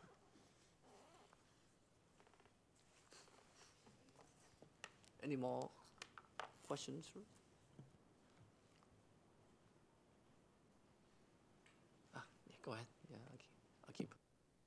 I'd just like to ask Clement, when you took your approach of analyzing the various publications, you used, if I understood correctly, the term comparative and various derivations of that term in looking for your materials. There's a lot of literature that is comparative by nature in the field of communication, which wasn't tapped because the term comparative and its derivations do not appear in the title of those works. And if my perception is correct, how would you go about expanding your repertoire? Or did you purposely just use those few words in your search of the various works that have been published? Okay, thank you, Akiba. For the SSCI data, I first input comparative research towards together, joined together, as the keyword in searching the whole SSCI, including actually SCI and ANHCI. And then there are thousands, in fact, comparative research. After I identified those thousands, and then I looked at only the field of communication. And then it narrows down quite quickly into some 74 documents. And then I excluded those reports or dissertations, and then I got 71, mainly journal articles and maybe a few book chapters. This is for SSCI. And then for Google Scholar, I use 3 words together, comparative communication research together. And then I found a few hundreds. And I looked through those few hundreds, and some of them actually overlapped with the SSCI data I got. And then some of them were published not in English, so I discarded those. Not too many. And then I looked at some of them and found that they are actually not about communication, comparative research. And so I narrowed it down to maybe 100 something. And then discounting the overlaps, I got about 60, 70 documents from the Google Scholar. And that's the way I did it. At first, I thought it might be difficult to narrow down it to maybe 100 or 200, but found that it's actually quite easy in my case. Of course, there might be something important that I left out, but judging from face validity, it makes pretty good sense for me. Yeah, that's the way I did it. Hi, Maria. Or Will? Okay. Okay. I'd like to pick up on the Professor Hamlick's notion of silly questions and silly answers. And I love that phrase. I actually think that that's one of the major challenges of comparative research is that, let me put it this way, I think Professor Clement's review really looked at a field that really agreed on the questions and that was really integrated and agreed on the kinds of answers they were looking for. But since then, the field is broadened dramatically so that we no longer have a clear boundary of what is broadcasting even and what's the technology we're looking at, what are the devices what's the boundaries of political communication. Those are breaking down. And we're working across disciplines, as you say, as we become more interdisciplinary and more multimedia, more new media. The central challenge of research is working with colleagues who don't agree on what the question is and who don't agree on what kind of answers we're looking for. So real comparativists really require a greater commitment to research, I think, because they have to put up with that. You have to work with people long enough that you sort of say, okay, this is an important question, and we won't just look at my silly question from your perspective or your silly question. This is just as we do work internationally, we just can't understand each other in interdisciplinary and cross and international research easily. And so it's that commitment to find questions that we all regard as worthwhile. So anyway, I thought this panel was great. It was just really challenging and not taken for granted the evolution of the field, and I really found it stimulating. Thank you. Maria, do you have something to say? Yes, thank you.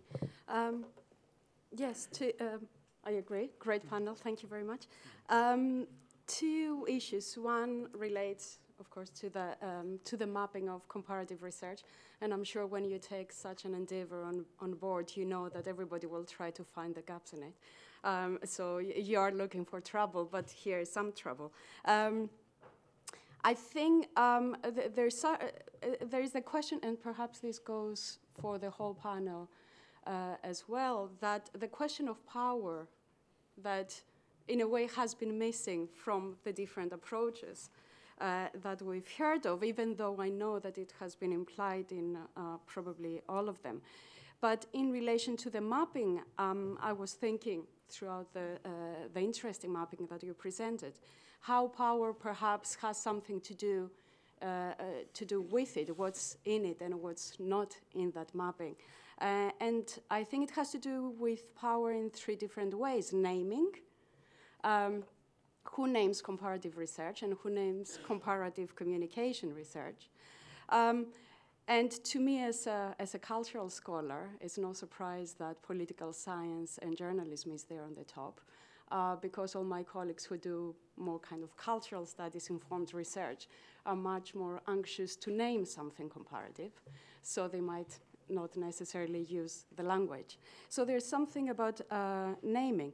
The other issue has to do with global and particular scholarly hierarchies, which I think you implied, that we see a lot of men and many, many Europeans up there, so there's something about the production and reproduction of certain order. And the third element, which is both a curse and a blessing, which was recognized by different speakers in relation to the comparative European research, is money. There's more money for comparative research in Europe compared to any other part of the world. So there's something there. And the other point I wanted to make was on C's paper. I agreed with everything you said, but I was perplexed by your insistence on science. And I found that a bit of a perhaps a contradiction or an interesting relation between your invite to think in an extra-disciplinary way, and then to insist on the concept of science. So I would like to hear more about that. So you want to respond? Thank you for the very good questions. Before that, back to Akiba. The comparative research not only appear in the title, but also the keywords selected by the authors of those documents, not just the title words. Yeah, that's one thing. Okay, thank you for the naming and power problem. Actually, it appeared first in the Edelstein's work. He talked about international communication. He talked about cultural studies. He talked about critical studies. But it seems that the tradition was lost somewhere along the way, at least not picked up by my type of method. But I think it's there. But my type of method is not sensitive enough to pick up that line of research. But I'll try harder and go back to my data and see whether something is there. And of course, the money problem is very real. The EU, why they are so active? Because of, as Cici pointed out, the proximity, the establishment of the EU itself. There are lots of very natural reasons for them to do comparative research. And as pointed out by Cici, I can consider my study just the first phase. I have to do more. I have 2 excuses. First of all, I just finished this 3 days ago. And secondly, the paper is already quite long. I don't have space to put in more, especially in the discussion part, which I will do, hopefully do a better job when I revise it. And so thank you for Cici's insightful comments, as well as your very important point about power, money, all sorts of things, naming. Yeah, thank you. Yeah. Do you want to respond? Well, of course, you always run the risk that someone asks the questions that should not be asked. And I do agree with you. I tend to use, in a rather cavalier way, the notion of science as an organizing principle. But I find it a limiting concept. I remember that when in Amsterdam we had to find a name for the study of communication, I was against calling ourselves the Department of Communication Science, because I kept saying we are not into science, we shouldn't pretend to be into science, and I don't even know whether the sciences are really into science. And I preferred the notion of communication studies. But I lost not for any intellectual consideration. Those things are never decided on intellectual grounds. They were decided on we could get more money from the Royal Dutch Academy of Sciences if we called ourselves a science. It was good for research funding. And that's also, I think, a major issue with disciplines. Disciplines are organizing principles, to organize the management of a university, to organize publishing, to organize funding. And that's the same, I think, also with the concept of science. But thank you very much for this irritating question. Oh yes, may I say something about the first remark, about evolution?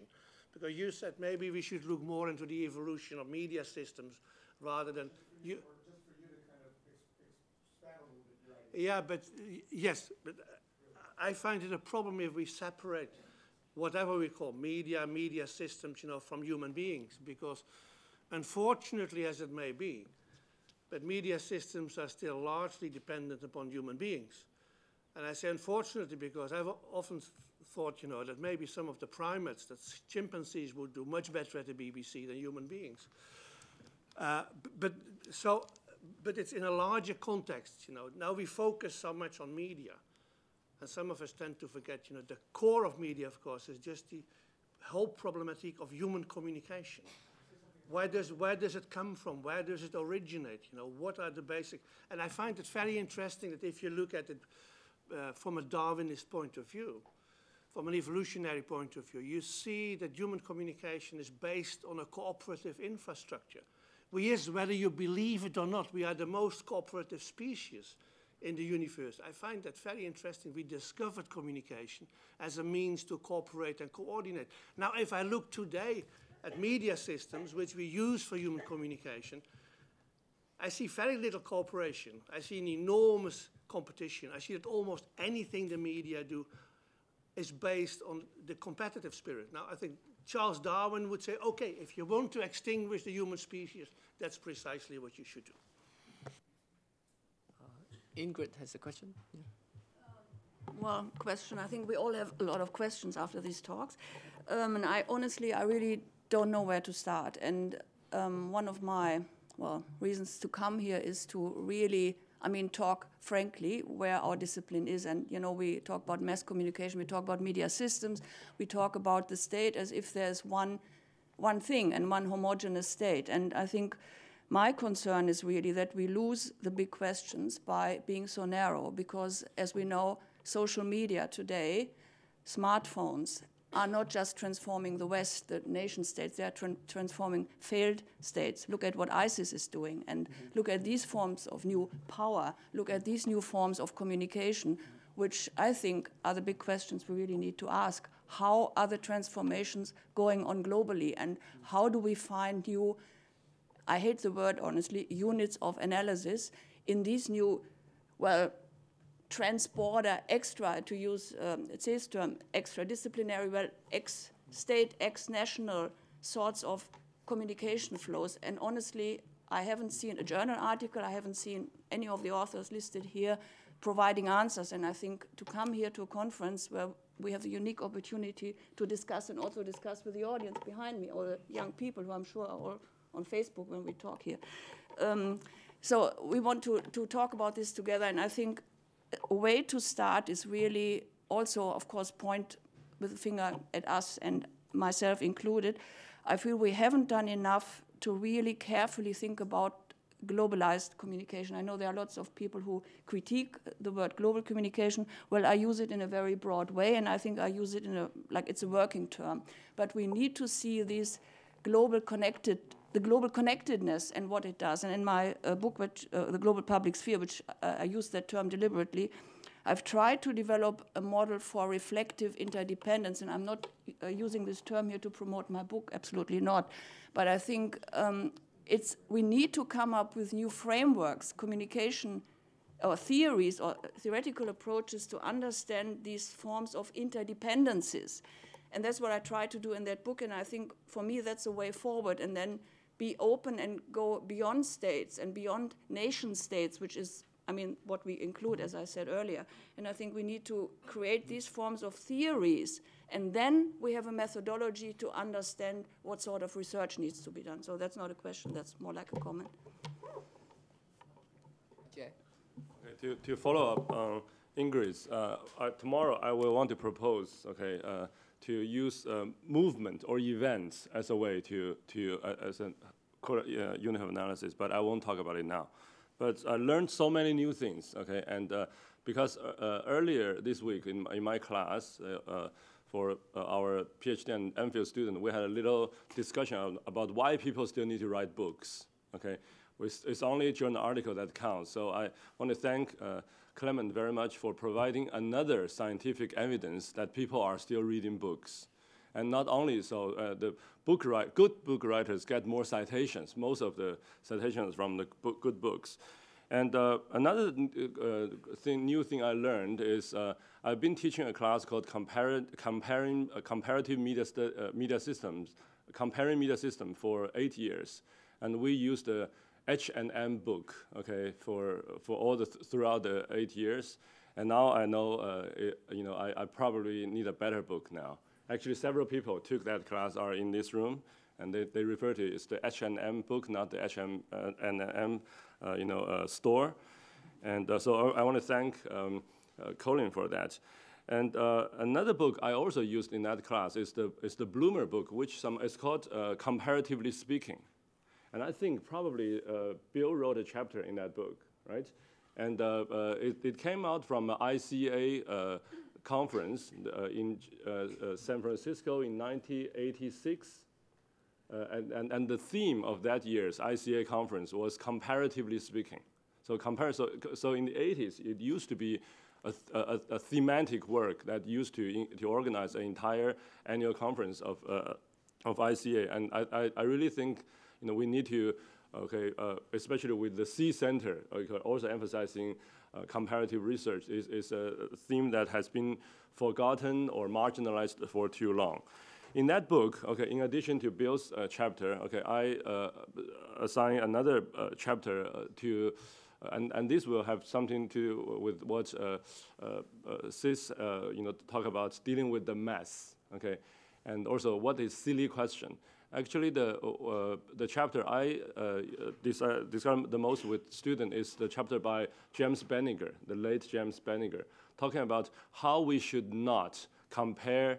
In English, we usually say don't compare apples with oranges. But he make a very strong argument to say how precisely the good questions, all the silly questions are comparing apples with apples, comparing oranges with oranges. So the really not silly or the really good questions are to compare apples and with oranges. If you know what is there to compare. I think that's a classic, chapter people should not forget, and this is also so we can compare apples with oranges depending on, the Marxian, is money, how much it worth, or the sugar, the nutrition, and then, we can do all kinds of scientific analysis from there. So I just want to thank the panel for, pointing out new ways of developing this field. Any more questions? Hi, Thomas. Thank you. A comment on Say's very engaging wake-up call. You asked in the beginning of your talk a very interesting question. Why is there so little theory in our field? And editing a journal that is called Communication Theory, I have come to learn that there are two more reasons in addition to the ones you mentioned. And one is the confusion of scientific quality with quantity. I have tried to trace the academic journal output in our field from 1999 to 2012. In 1999, we had about 1,000 journal articles published in 1 year. In 2012, we had 5,000. So that's quite a lot of articles. I'm not sure if anyone in the world can actually read all this stuff, but I was wondering whether this growth in quantity has actually led to more knowledge, to more tangible knowledge about communication processes. Is there more theory? I don't think so. Second reason is the economization of scholarship. Individuals nowadays need to publish articles to make a career. Departments need their employees to publish articles to get funding. So the questions many, especially of our young scholars these days, ask is, how can I publish as many as possible articles in the shortest amount of time with the least possible effort? And this is what we see, and this is what we got to read.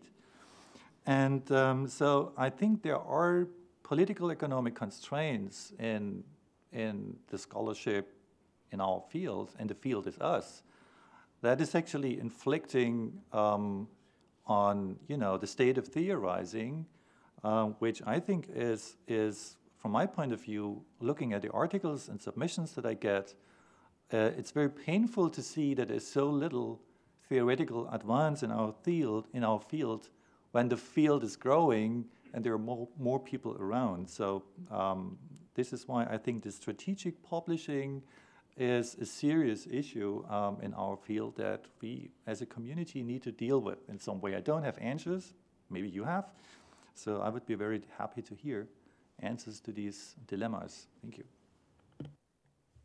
Thomas, do you think this is particularly true of our field and not of others? Well, I don't know the other fields, but well, what I can say for sure is that I know it's particularly true for our field. Colin, and any response? Jen?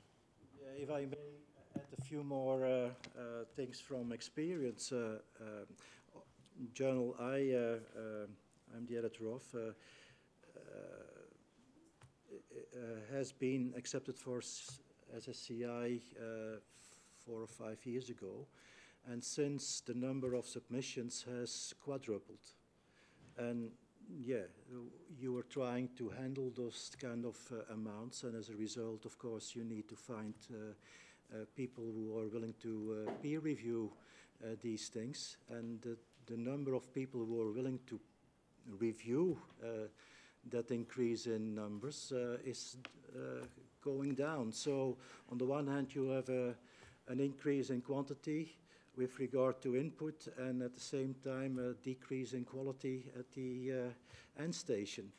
And who are we fooling? We are fooling ourselves, but also we are still part of the bandwagon which is conditioned by the business world. I'm happy to say that the International Communication Gazette is not indexed in SSCI. But in spite of that, we get an increasing number of submissions.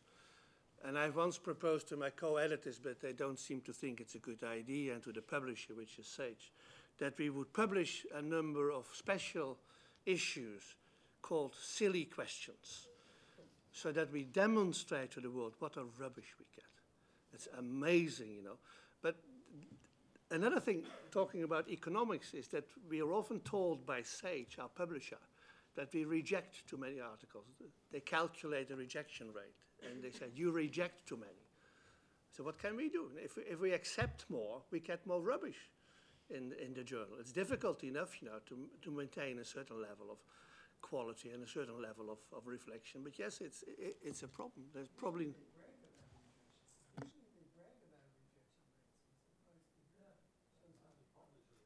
Not a publisher, no.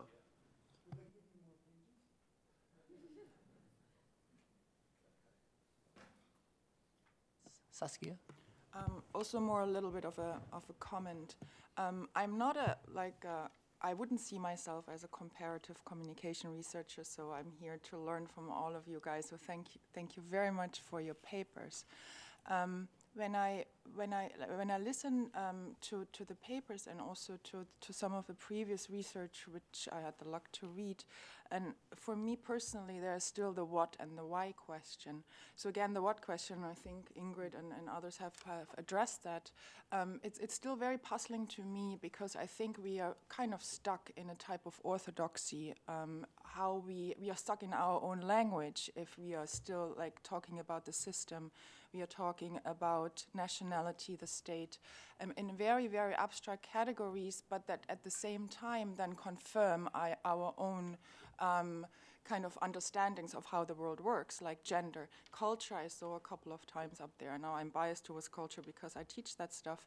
What do we mean by that? We abstract to a degree, I think, that makes it very difficult to kind of surpass our own epistemologies and ontologies and really think about something new.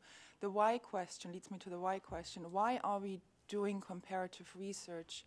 And I think each of the authors here probably comes from their own tradition. I think from the political science tradition, maybe there was a certain relation also to the Cold War mentality. Why are we doing this? Cees has talked about communication and cooperation. When we are doing comparative research, what is eventually our goal? Is it really to increase our cooperation in terms of knowledge creation, whatever that means, or fall back into our own field orthodoxy? And I think third, I think there's really a generational gap. It's to me not so much of a surprise that the kind of traditional maybe comparative research might not have been taken up by younger scholars. And I think that goes back to the idea that really the categories or units of analysis have shifted but not have been taken up yet in the literature so much. So I like all of us probably agree, there's a lot of strength in comparing countries and the nation and the state. But again, what do we make of these global transnational flows? What could be these new units that we could look at? And I think, again, the voices, to me it strikes me also as a field dominated by certain, ideologies almost. And I think, I hope that in this conference we might get to some of these answers, that some of the students and younger scholars are engaging in this field because it's an international conference, it's tremendously important. So.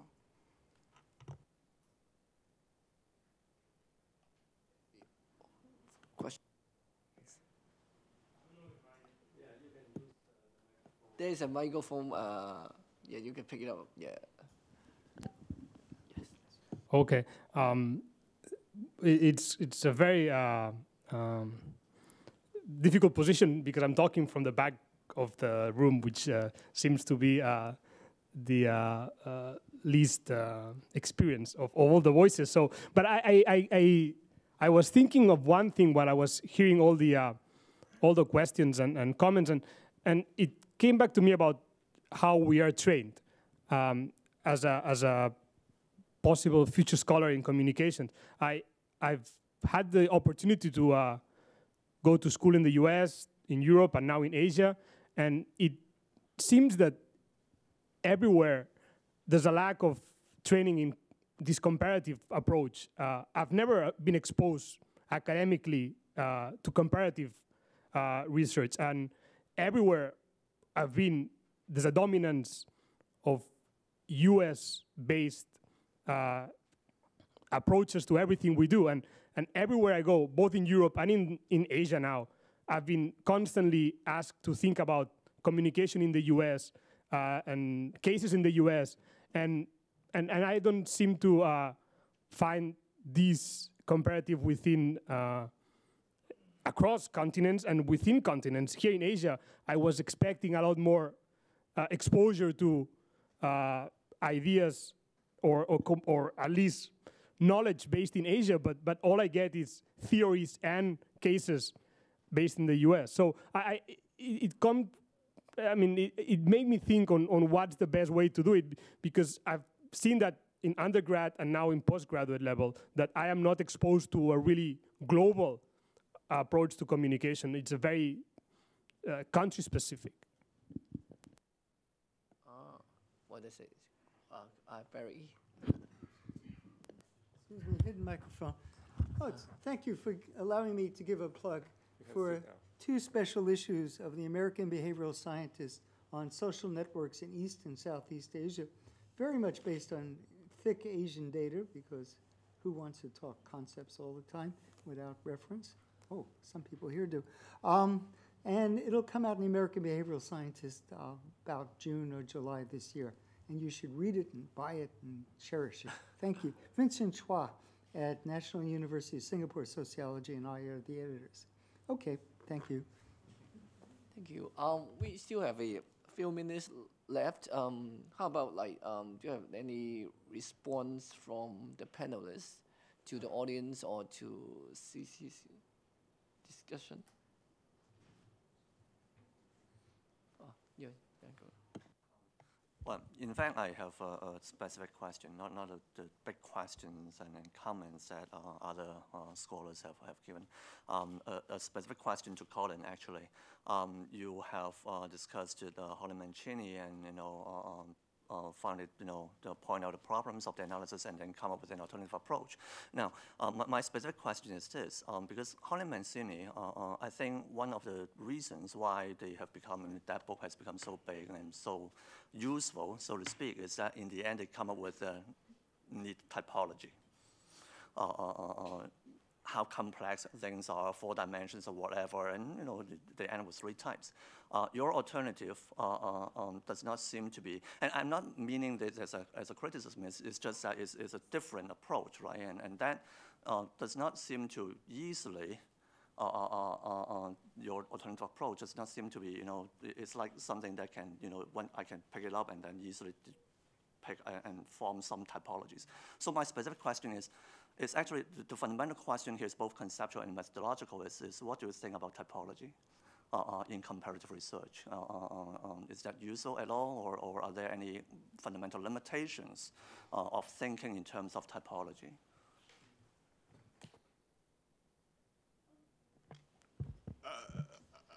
I'm the first one to agree that I am a master of deconstruction, as CC so brutally put it, and the positive element of the paper is embarrassingly underdeveloped. What I think about typology is that typology emerges from analysis. Hallan and Mancini's typology is a consequence of their identification of a number of factors. I think that I would not expect to generate as tight a typology as them, because I'm starting from the notion that these things are messy, they're fuzzy, there isn't a neat framework that we can typologize, and I think yes, typologies are very useful as the outcomes of analysis, but I don't think that I can a priori say that there's going to be this typology, or this category, that category, and another category. I think there's something which would require considerable investigation in order to approach. I mean, there's within the tradition inspired by Hallan and Mancini, there are alternative categorizations, and Brueggemann in recent issue of Journal of Communication has a very heavily empirically based reclassification. So I can't answer your question because I'm not there yet, but I do think it would be desirable, although I don't think they would be anywhere near as neatly bounded as the classifications which Hallan and Mancini got, because reality isn't as neatly bounded. Any more questions? Will? Just to pick up again, I think the organizers of this conference should be challenged to come out at the end of this conference with a mandate on, where are the new directions for comparative communication research, especially if the remaining panels build upon some of the themes of this first session. I think you'd have a number of really clear messages, and that might have some consensus around the room about moving away from a U.S.-centric or even a Western-centric approach, and moving challenging conventional units of analysis and having a much more diverse array of units of analysis and so forth. So I think I could see the kernel of a really fascinating set of mandates for the new directions for comparative research that we might develop over the next 2 days. Yeah, hopefully we can. Chan. I think this is a very good suggestion. Even though we were not starting out being that ambitious, we did have a roundtable at the end to wrap up some of the issues, to further elaborate some of the issues. But given the fact that as quite a few of us have talked about, the field has been prospering and yet failing at the same time. I wonder, whether we can really do it, within 2 days. But it is a worthwhile attempt. Any more questions? Yeah, I think it's a worthwhile attempt, and that's why I also start off my presentation by coming up with a very provocative title, which is going to be used at other conferences as well. I don't think, given the nature of our field, we can do it as a single-authored kind of exercise. We need to do it as a team.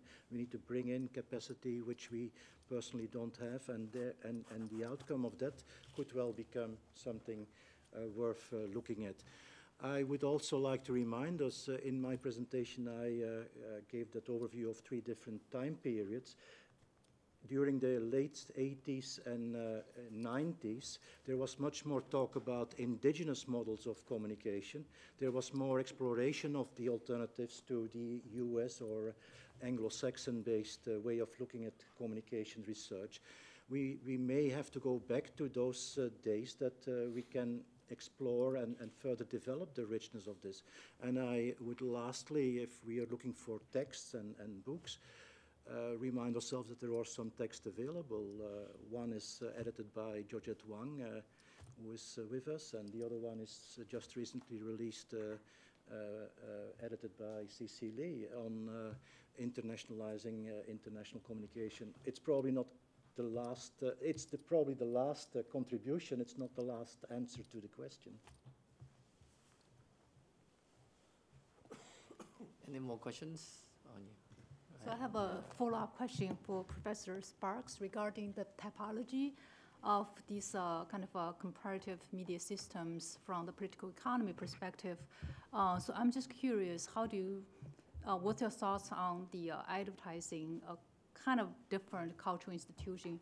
Do you see advertising can fit into this typology you developed?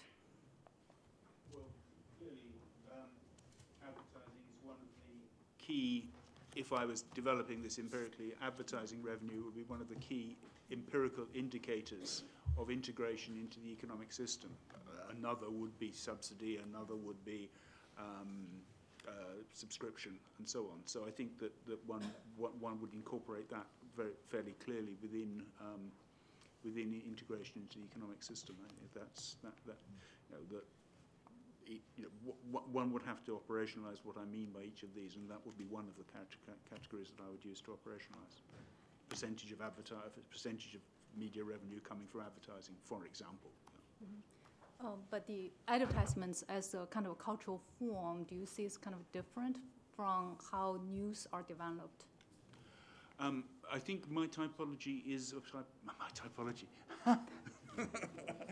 My inquiry with the view possibly to establishing a typology at the very end of a lengthy process of investigation is more concerned with institutions than content. Yeah.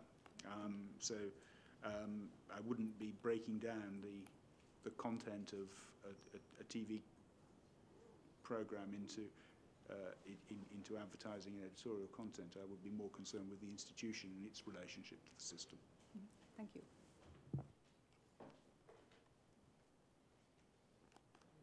Hi, Jay. Now that everyone is throwing questions at Colin, I will continue with it. And by the way, I was a little surprised that I thought Yong was going to ask my question, but she did not.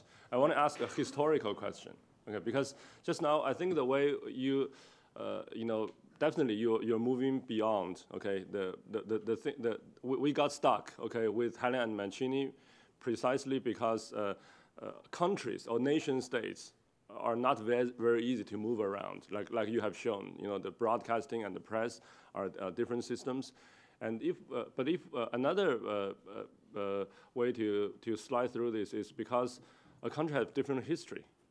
You know, if you one of the tables I like the most, I'd love to see more in Helen Mancini book was to correlate the literacy rates in Europe 100 years ago from, you know, mass circulation press 100 years later, okay, and that sort of. But then, you know, the UK in 50 years ago.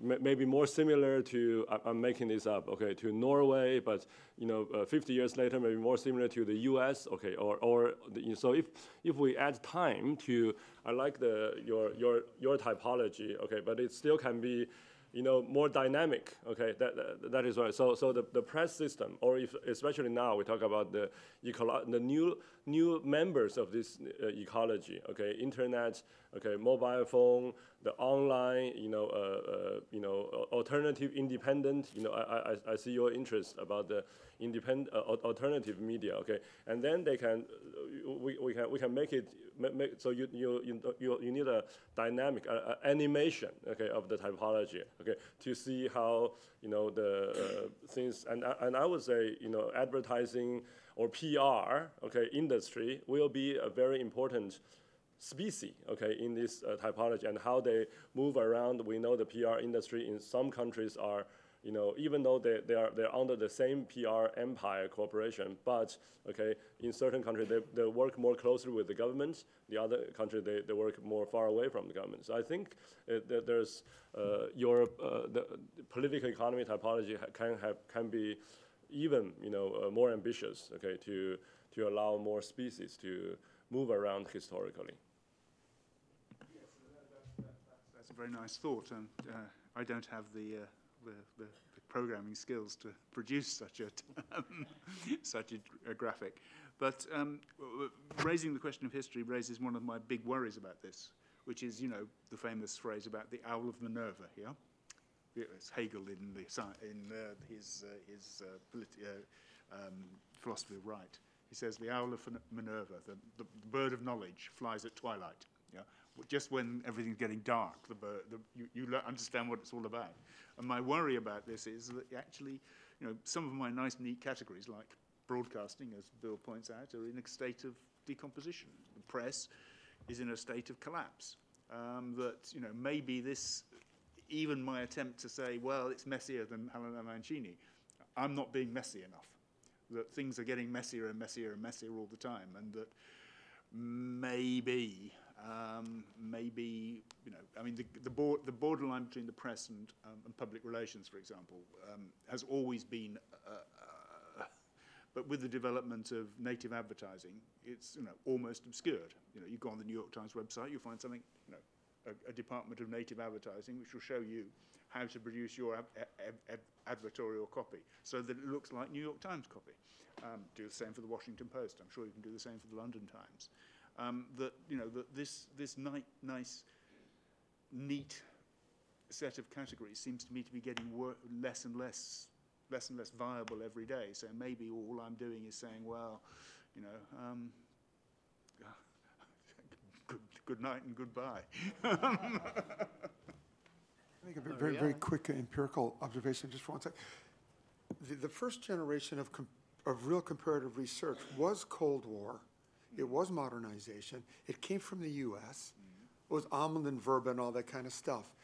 The EU then develops huge levels of research and huge levels of research funding. You had to do comparative research to get an EU grant for the last 25 years, hence the domination.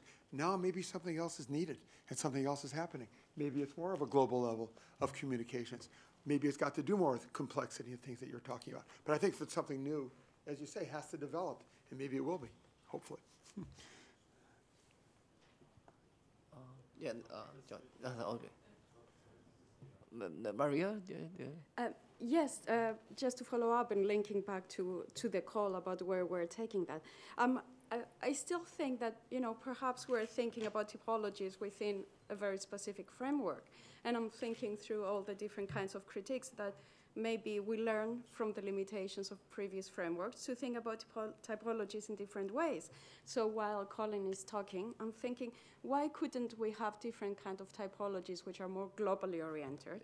Which, like, the level of decomposition of media systems could be a typology, or the level of transnationalization could create different kinds of typologies, which are not necessarily framed within the nation, which are not necessarily framed within self-contained media systems, but we can still have certain kinds of comparisons that are meaningful in more kind of interconnected media worlds. Thank you. I think I heard Clement saying that there are more comparative studies across certain groups of nations, but not the others. And to follow what the Barry's comment, I think money would certainly be a factor.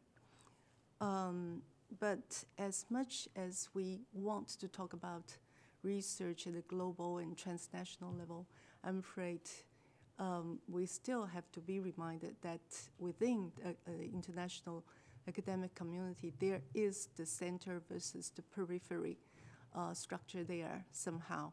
It still lingers on. I think I read in Wilnut's paper that it goes both ways. Center has not that much interest in the periphery, and the periphery is not that much interested in the periphery either. So it goes both ways. Thank you. Any more questions? Chrissy? Thank you.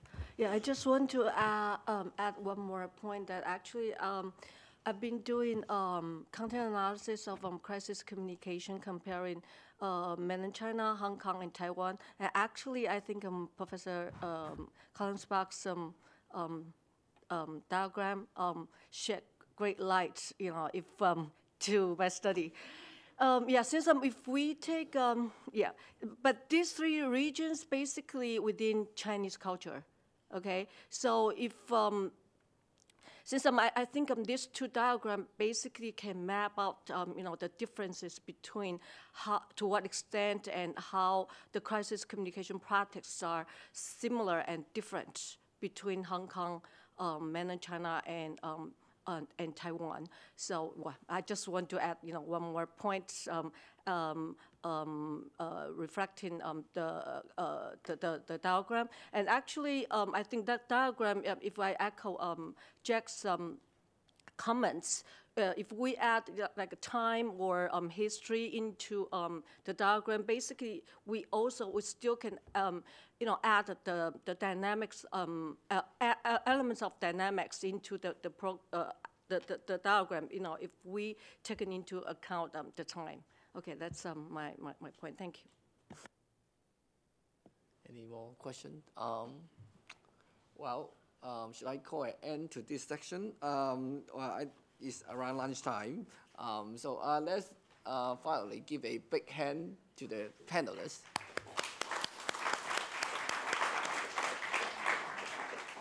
And please remind that we will have lunch at the canteen nearby. We will have student helper leading you to the Chinese restaurant. And remember to take everything. We are leaving this room, and we will move the conference venue to our school in this afternoon. We have a student helper guiding you there. Yeah. Thank you.